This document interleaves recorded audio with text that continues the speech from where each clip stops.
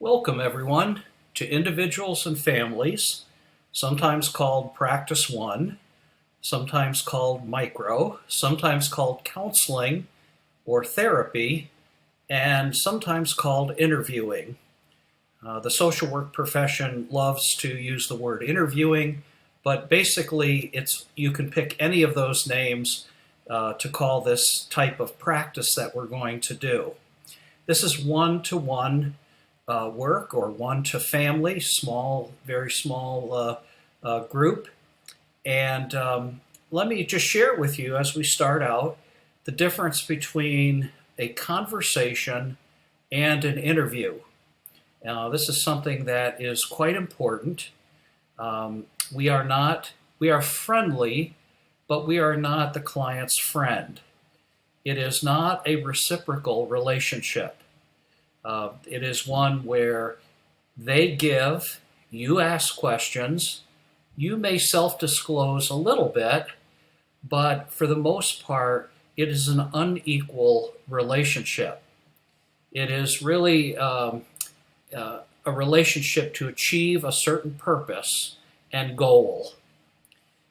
It is one that is planned, deliberate, and consciously selected. I mean, you work up a strategy. You think about what you want to do. You read the case file. You study the particular social issue or problem that they're experiencing. And you organize yourself to help them reach the goals that you mutually agreed upon. This is one relationship where you cannot terminate it. If you do, the agency might let you go.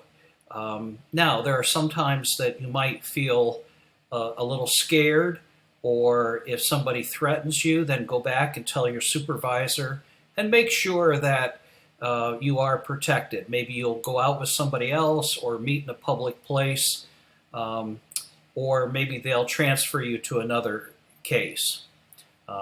But generally, you pretty much have to work with everyone they give you because no one else will do it. These are the clients that they have, and they have to give them to their social workers. So an interview versus a conversation, as I said, really is a skewed balance. This is one where you keep your feelings and your values in check.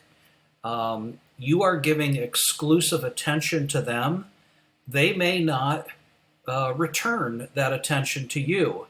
Actually, they may use you as an emotional sounding board, and that doesn't feel too good sometimes. So this is a relationship that is strategic, is planned, it's organized, it's arranged. You're using all of your skills and your questions, your assessment tools, knowing the general method of interviewing and going through the different stages.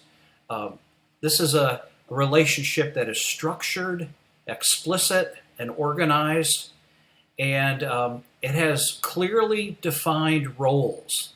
Your role is one that doesn't let in dual relationships or breaking boundaries with the client.